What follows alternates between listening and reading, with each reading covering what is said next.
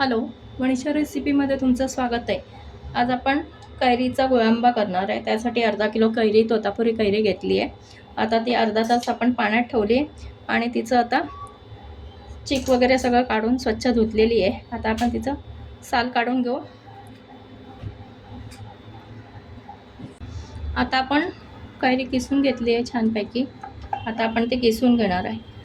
किसणीच्या ह्या जाड पोर्शनने आपण छान मोठं मोठं किस करणार आहे. मग छान लच्छेदार आपला गुळांबा दिसणार आहे. या अर्धा किलोची कैरी घेतलेली आहे. आपण अर्धा किलोच्या प्रमाणात वर्षभर साठवण्यासाठी गुळांबा कसा करायचा ते बघणार आहोत. हे बघा, असे छान लांब लांब लच्छे पडतात जाड. या प्रकारे आपण कैरी किसून घेऊया. आपण कढईत तूप टाकलेलं आहे. हे बघा, असं किस केलेला आहे. आणि कैरी अशी परिपक्व घ्यायची आहे वाटाची. आणि तोतापुरी घेतलं की गूळ कमी लागतो, कारण ती मुळातच गोड असते. आता यामध्ये आपण दालचिनीचे 2 तुकडे मोठे, वेलची, लवंगा घातलेला आहे. त्यामुळे वेगळा एक मसाल्याचा सुगंध येतो. थोडंसं परतून घेऊ आपण.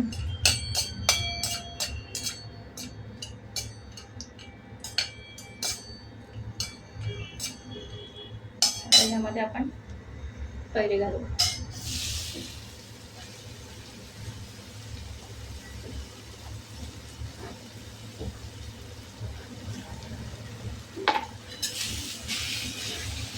गॅस थोडा कमीच करायचा आहे, मंद ठेवायचा आहे.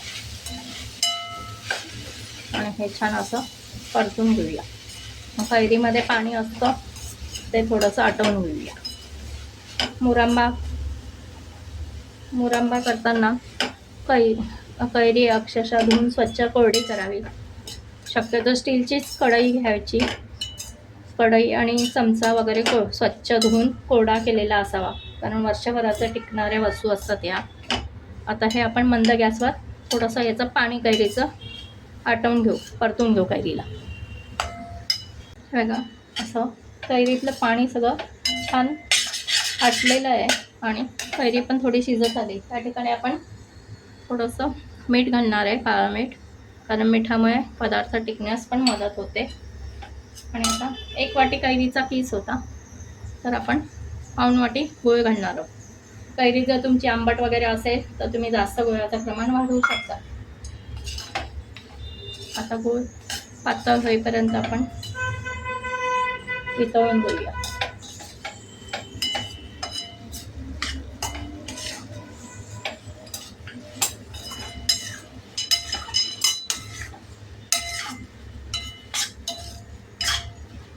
भाजी वगैरे नसेल तर गुळांबा पोळी मुलांना डब्याला किंवा आपण सुद्धा खाऊ शकतो. नेहमी भाजी पोळी खाऊन कंटाळा आला तर पावसाळ्यात वगैरे आपण चवीला गुळांबा खाऊ शकतो. गूळ पातळ होतोय आणि छान रसरशीत आपला गुळांबा तयार होणार आहे. असं मंद गॅसवर आपल्याला एक 10 मिनिटं आपण शिजवून घेणार आहोत. बघा, आपला गूळ चांगला पातळ झालेला आहे आणि मंद गॅसवर आपण साधारण एकूण 15 मिनिटं आपल्याला लागतात पूर्ण गुळांबा व्हायला. गूळ घातल्यावर 10 मिनिटं आपण शिजवायचं आहे. आणि आपला पाक कसा झाला ते आपण कसा चेक करणार आहोत.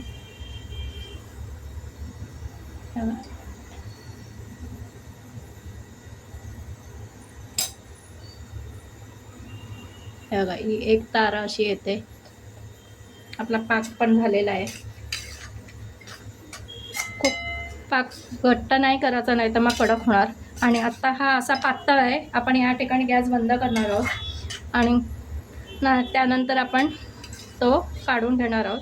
घट्ट थोडा वेळ गार झाल्यावर गुळ गार झाल्यावर परत तो घट्ट होणार. तर ह्या स्टेजलाच आपण गॅस बंद करायचा आहे. हे बघा, छान असा रसरशीत आपला गुळांबा तयार झालेला आहे.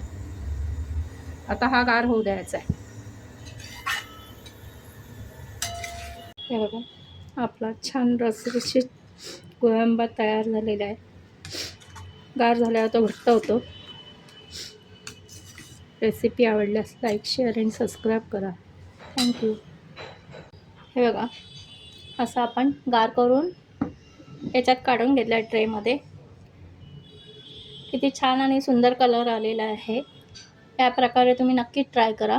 नंतर आपण काचेची धुवून स्वच्छ कोरडी करून बरणी घ्यायची आणि यात आंबा ठेवून द्यायचा आहे. म्हणजे तो काचेच्या बरणीत राहिला की तो खराब नाही होत.